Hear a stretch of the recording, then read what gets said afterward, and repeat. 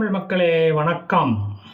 Israel என்ற நாடே இருக்கக்கூடாது என்று நினைக்கும் இஸ்லாமியர்கள் வாழும் முஸ்லிம் நாடே இந்த உலகில் இருக்கக்கூடாது என்று இஸ்ரேல் நினைத்தால் என்ன ஆகும்? எந்த ஒரு நாடும் இன்னொரு நாடு இருக்கக்கூடாது என்று நினைக்காது. இஸ்லாமிய நாடுகள் மட்டும்தான் அப்படி நினைக்கிறது.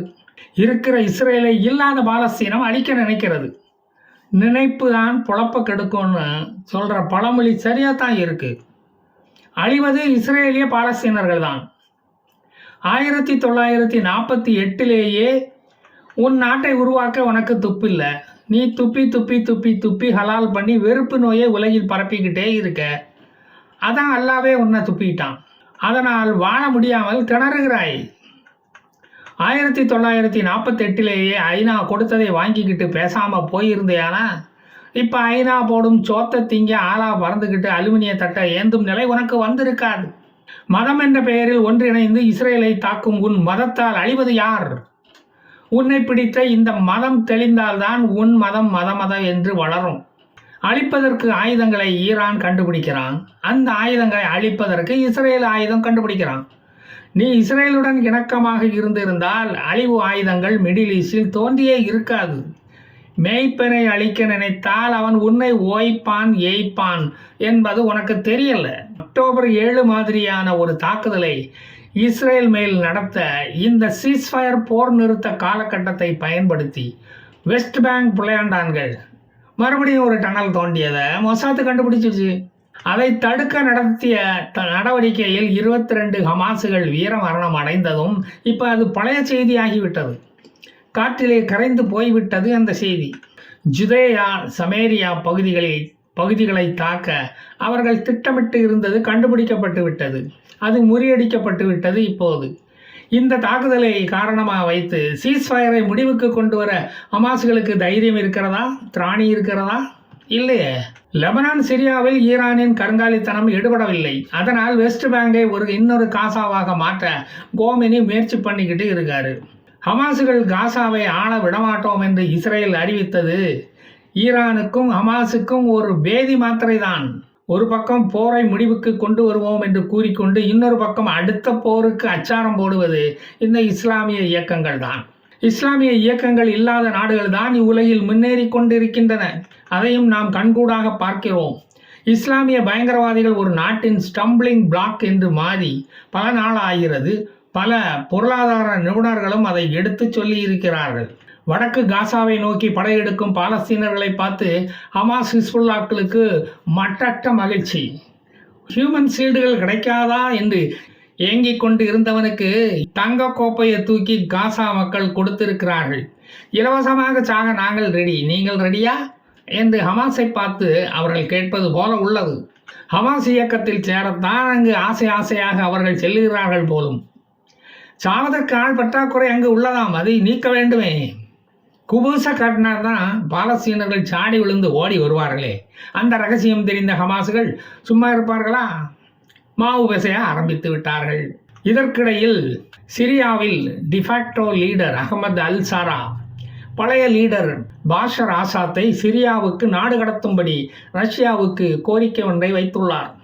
அதேபோல அமெரிக்காவில் பாலஸ்தீனர்களுக்கு ஆதரவாக பேரணி நடத்தும் வெளிநாட்டினரை நாடு கடத்துவோம் என்று ட்ரம்ப் அறிவித்துள்ளார். பேரணியில் பிளக்கார்டு பிடிச்சி கோஷம் போட்டவன் எல்லாம் இப்போ அதிர்ச்சியாகி உறைந்து இருக்கிறான். ட்ரம்ப்பு சொன்னதை செய்யும் ஒரு திராவிடன் அல்லவா? அவர் சொன்னதை கேட்டதும் பாலஸ்தீன ஆதரவாளர்களுக்கு அடி வயிற்றுல பத்திக்கிச்சான். அது மட்டுமல்ல, பேரணியில் கலந்து கொண்டவர்களை தேடி பிடித்து வேட்டையாடி நாடு கடத்துவோம் என்றும் சொல்லி இருக்கிறார் நம்ம ட்ரம்ப். வேலாயுதம் உள்ள வீட்டு கதவை பார்த்து தடுக்க முடியலையே. ஹமாஸ் பிடித்து வைத்துள்ள 3 தாய்லாந்து நாட்டுக்காரனை விடுதலை செய்ய போகிறதாம். தாய்லாந்து உனக்கு என்னையா லந்து பண்ணுனா? அவனை பிடிச்சி வச்சு சோறு போட்டு வளர்த்துருக்கிய எத்தனை நாளும்.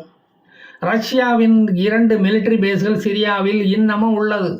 அதை அப்படியே அங்கேயே ரீட்டைன் பண்ண வழி உண்டா என்று அறிய ரஷ்யன் டெலிகேட்ஸ் எல்லாம் சிரியாவுக்கு இப்போ வந்துள்ளார்கள்.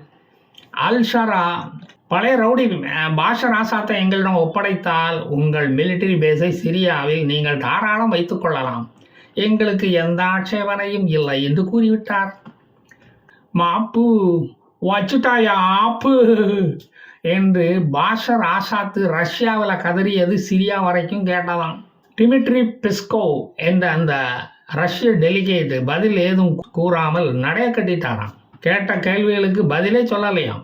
நீங்கள் முன்பு சிரியா மக்களுக்கு செய்த தவறை திருத்திக் கொண்டு சிரியா மக்களின் உணர்வுகளுக்கு மதிப்பளியுங்கள் என்ற அறிவுரையையும் ரஷ்யாவுக்கு இலவசமாக வழங்கியிருக்கிறார் அல் கொய்தாவின் முன்னாள் கொய்யா அகமது அல்சாரா. இந்த போரினால் பாதிப்படைந்த வார் விக்டிம்களுக்கு நீதி கிடைக்க வேண்டும் என்று சனா செய்தி நிறுவனத்துக்கு அவர் பேட்டியும் கொடுத்துள்ளார். ஆனால் ரஷ்யாவோ எந்த விஷயத்தையும் முழுமையாக சொல்லாமல் எங்களுக்குள்ள ஃப்ராங்காக டிஸ்கஷன் நடந்தது அப்படின்னு பொத்தாம்பதுவாக சொல்லி மழுப்பிக்கிட்டு போயிட்டார். அப்படின்னா லப்பர் பந்து படம் எப்படி இருந்தது என்பது பற்றியும் கண்டிப்பாக அவர்கள் பேசியிருப்பார்கள். ஃப்ராங்க் டிஸ்கஷன் ஆச்சே, நாம் என்ன கண்டோம்? ஃப்ராங்க் டிஸ்கஷன்னா அதையும் பேசியிருக்கணுமே. ஜனவரி 30 ஹமாஸ் 8 பிணைய கைதிகளை விடுவிக்கப் போவதாக அறிவித்திருந்தது. அந்த கைதிகள் லிஸ்ட் நேத்தன்யாகு டேபிளில் உள்ளது. அதில் 3 இஸ்ரேலியர்கள் பெயரும் உள்ளது. அர்பல் யாகுட், அகம்பெர்கர், காடி மோசஸ் என்ற 3 இஸ்ரேலியர்களும் 5 தாய்லாந்து நாட்டுக்காரர்களும் இருக்கிறார்கள். எல்லோரையும் இப்படி கொஞ்சம் கொஞ்சமாக விட காரணம் என்ன? மொத்தமாக விட்டுட்டா போர் அடிக்குமே சாரே. அப்புறம் மறுபடியும் போரை தொடங்கணும். போரை கொல்லதுக்கு போரை தொடங்கணுமே. இந்த 8 பிணைய கைதிகளை விடுவித்த விதம் நேத்தன்யாகுவை கோபப்படுத்தி விட்டது. பிணைய கைதிகளை ஒரு காட்சி பொருளாக பொதுமக்களுக்கு காட்டுவதும் அவர்களை கூட்டத்தில் நசுக்குவதும் இடுப்பு கிள்ளலை நடத்துவதும் ஒரு திராவிட பொதுக்கூட்டத்தை நினைவு கூறுகிறது. அடுத்த பிணைய கைதிகளை நாகரிகமாக விடுவிக்கவில்லை என்றால் கடுமையான விளைவுகளை சந்திக்க வேண்டி வரும் என்று எச்சரித்துள்ளார். இஸ்ரேல் என்ன அப்படி கூட்டத்தை கூட்டியா விடுதலை செய்கிறது? அவங்களும் பிணைய கைதிகளை விடுதலை செய்யத்தான் செய்கிறாங்க. சிறை கைதிகளை, குற்றவாளிகளை விடுதலை செய்யத்தான் செய்கிறாங்க.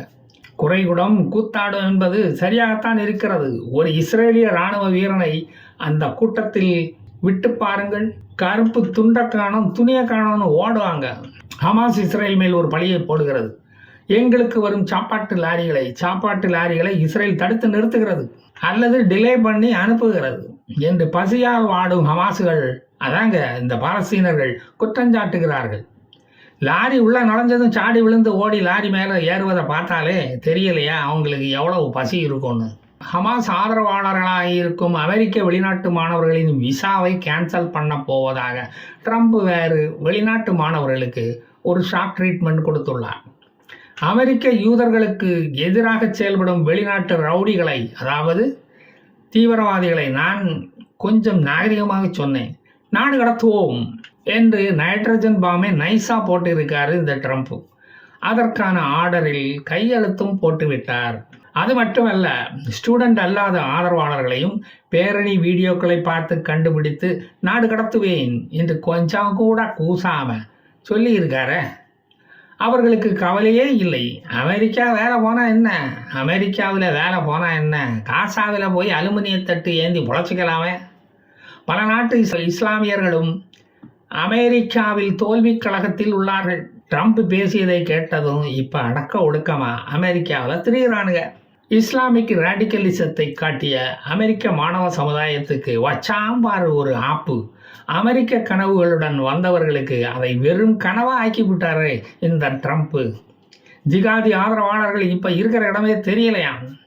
பாஸ்போர்ட்டை கிழிச்சு போட்டுக்கிட்டு பாஸ்போர்ட்டை காணவில்லை என்று போலீஸில் போய் கம்ப்ளைண்ட் பண்ணலாமா அப்படின்னு யோசிச்சுக்கிட்டு இருக்காங்களாம். பாஸ்போர்ட் இருந்தால் தானே நாடு கடத்துவாங்க. பாலஸ்தீன விடுதலைக்கு குரல் கொடுத்தவன் எல்லாம் இப்போ தன்னுடைய நாடு கடத்தலை எதிர்த்து குரல் கொடுப்பானா? குரல் கொடுக்க கோவன் குடும்பத்தோடு வரமாட்டானா என்று அங்கு எதிர்பார்த்துக்கிட்டு காத்துக்கிட்டு இருக்காங்களாம். கோவன் அண்ணே, சீக்கிரமாக அமெரிக்கா போங்கண்ணே. வேற ஒன்றும் இல்லை, இல்லாத பாலஸ்தீனத்துக்கு குரல் கொடுத்தவன் அமெரிக்காவில் இல்லாமல் ஆக போகிறான். அவ்வளவுதான், அதுதான் நடக்க போகிறது. ஒருத்தனை டீபோர்டேஷன் பண்ணுனா அவன் 10 வருஷத்துக்கு அமெரிக்கா பக்கம் தலை வச்சு கூட படுக்க முடியாது. அதனால் என்ன, டுனீசியா, சூடான் போன்ற வளர்ந்த நாடுகள் இருக்கிறது, அங்கே போய் நாங்கள் பெரிய ஆளாக ஆகி காட்டுறோம். பார்க்குறதுக்கு நான் மீண்டும் வருவேன். ஜெய் ஹிந்த்.